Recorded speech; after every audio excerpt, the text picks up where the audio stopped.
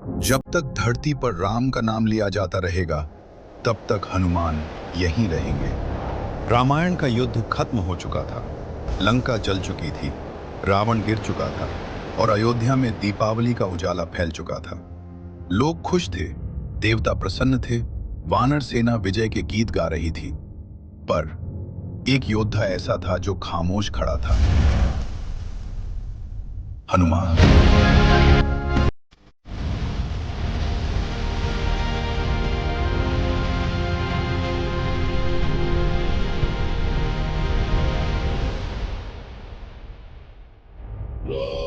राम राज्य स्थापित हो गया।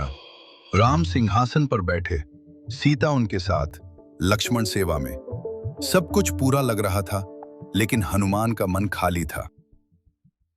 एक रात जब अयोध्या सो रही थी, हनुमान राजमहल के बाहर अकेले खड़े थे। राम आए।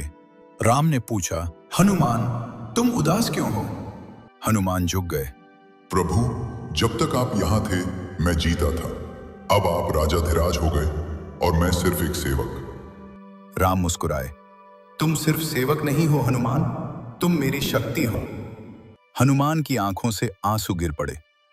प्रभु, जब आप इस धरती को छोड़कर जाएंगे तो मैं कैसे जी पाऊंगा? और तब राम ने वो वचन दिया जो युगों युगों तक गूंजता रहा। हनुमान, तुम अमर रहोगे। जब तक इस संसार में मेरा नाम लिया जाता रहेगा, तुम यही रहोगे। राम ने शरीर त्याग किया। त्रेता युग समाप्त हुआ। अयोध्या रो रही थी, देवता चुप थे, पर हनुमान नहीं रोए। वो बस चल पड़े। हिमालय, बर्फ से ढके हुए पहाड़, खामोशी, सिर्फ हवा और तपस्या। दिन रात सिर्फ एक ही नाम, उनकी सांस मंत्र बन गई, उनका रोम रोम भक्ति बन गया। यहीं पर हनुमान ने रामायण लिखी, पत्थर पर, अपने नाखूनों से। हर शब्द वाल्मीकि से भी गहरा, हर पंक्ति राम के प्रेम से भरी हुई। जब महर्षि वाल्मीकि आए और वो रामायण देखी, उन्होंने कहा, हनुमान, मेरी रामायण तो इसके सामने कुछ भी नहीं।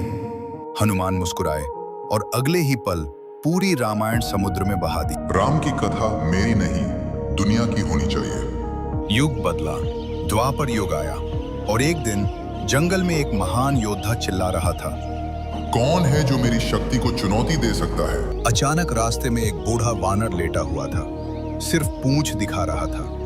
भीम बोला, हट जा बूढ़े। वानर बोला, बेटा, पूंछ हटा दे। भीम हंसा और पूंछ उठाने गया, पर पूंछ हिली भी नहीं। भीम का घमंड टूट गया।